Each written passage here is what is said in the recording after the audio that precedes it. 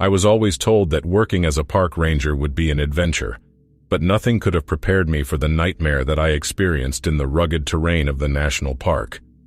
It all started on a hot summer day, when I was assigned to do a routine check of the trails in the remote part of the park. As I hiked through the rugged terrain, I couldn't shake the feeling that I was being watched, but I dismissed it as my mind playing tricks on me. As the sun began to set, I realized that I had lost my bearings and was hopelessly lost. Panic set in as I tried to retrace my steps, but the more I walked, the deeper into the woods I seemed to go. That's when I heard it, a low growl that sent shivers down my spine. I turned around but saw nothing. The growl continued, getting louder and more menacing with each passing moment. Suddenly, a dark figure darted past me, moving with inhuman speed. It disappeared into the shadows, and I was left standing there frozen in fear. I knew that I needed to get out of there, and fast. I began to run, my heart pounding in my chest, but no matter how fast I ran, I couldn't shake the feeling that I was being stalked. The growling continued, getting louder and more ferocious. I could hear the creature's heavy breathing behind me, and the sound of its paws pounding against the ground. I tripped and fell, my ankle twisted painfully beneath me. I tried to stand up, but it was no use. The pain was too intense, and I knew that I was trapped. That's when I saw it. A pair of glowing eyes stared at me from the darkness. The eyes belonged to a creature that I had never seen before, a twisted humanoid figure with long, razor-sharp claws and teeth that glinted in the moonlight. I realized that I was being stalked by a monster, a creature that was not of this world. A chill ran down my spine as I realized that I was completely at its mercy. The creature approached slowly, its claws scraping against the ground. I knew that I had no chance of survival, but as it drew closer, something strange happened. The creature hesitated as if unsure of what to do. It looked at me with its glowing eyes, and I could feel its presence probing my mind. I realized that it was reading my thoughts, trying to understand me. As the creature loomed over me, I could feel its hot breath on my face. But instead of attacking, it simply stood there staring at me with its glowing eyes.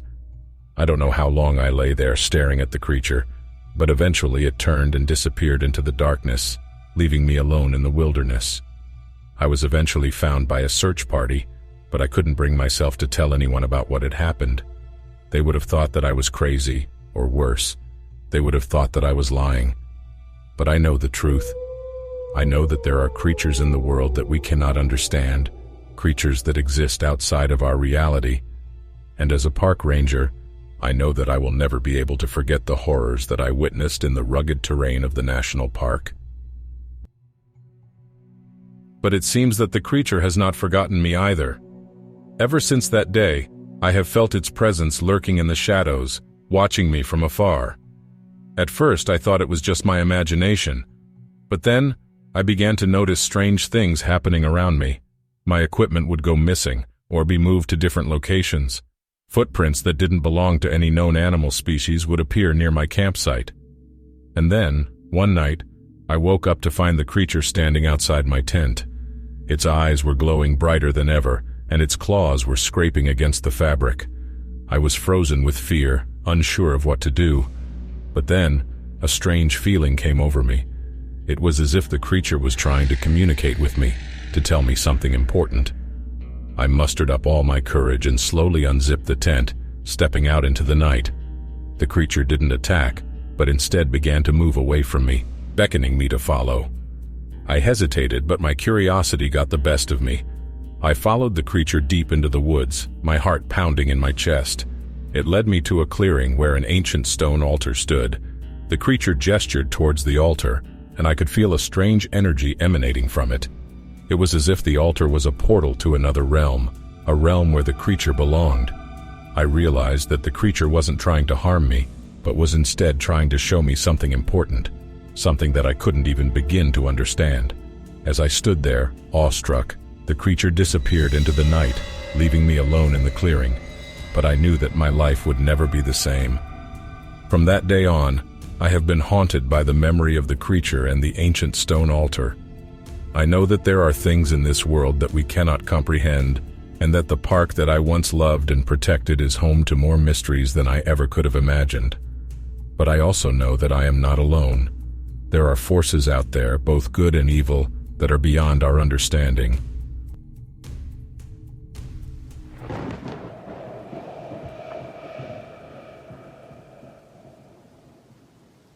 I was a park ranger for many years, patrolling the rugged terrain of the national park through all types of weather. Rain, snow, sleet, I had seen it all. But one day the weather was particularly bad. A fierce storm had rolled in, and the rain was coming down in sheets. I had been out on a routine patrol, checking on some of the more remote areas of the park. The storm was making it difficult to see, but I pressed on, determined to do my job. As I was walking along a narrow path, I suddenly slipped on a slick patch of mud. I tumbled down a steep embankment, my body rolling and bouncing against rocks and trees. I finally came to a stop at the bottom of the embankment, my body battered and bruised. I tried to stand up, but my leg was twisted at an awkward angle and I knew I had broken it. I tried to reach for my radio to call for help, but it was nowhere to be found. It must have fallen out of my pocket during the fall. As I lay there, helpless and in pain, I began to hear strange noises. It was as if something was moving through the woods, stalking me.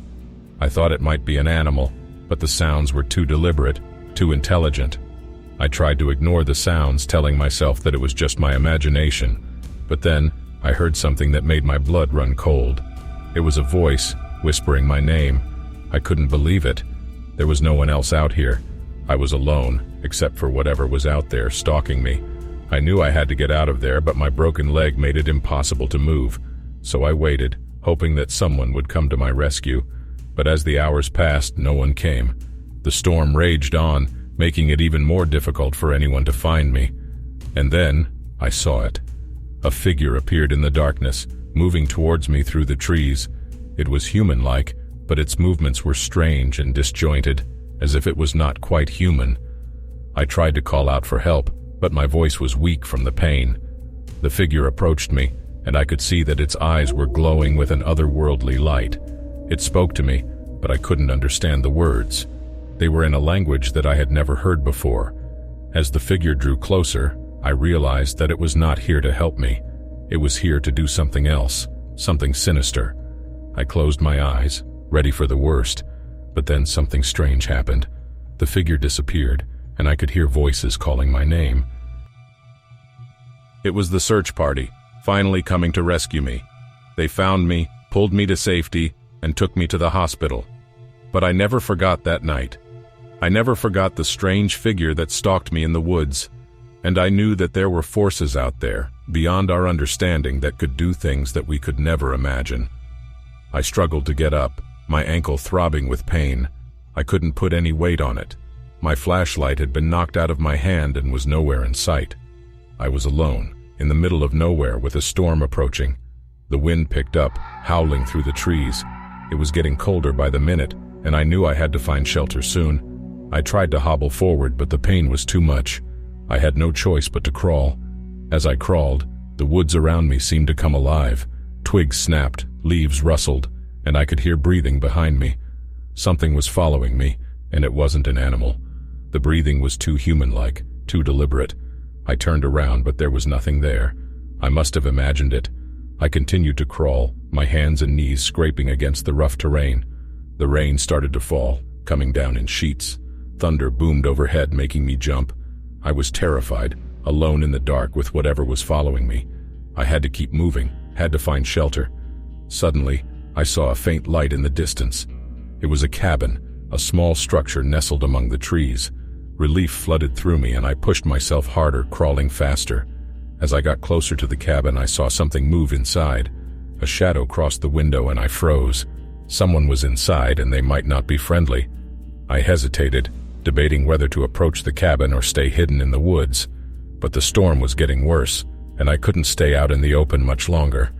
I crawled up to the door, listening for any sounds inside. It was silent. I knocked softly, calling out, "Hello? Is anyone there?" No answer. I knocked again, louder this time, and the door creaked open. Inside there was no one. The cabin was empty.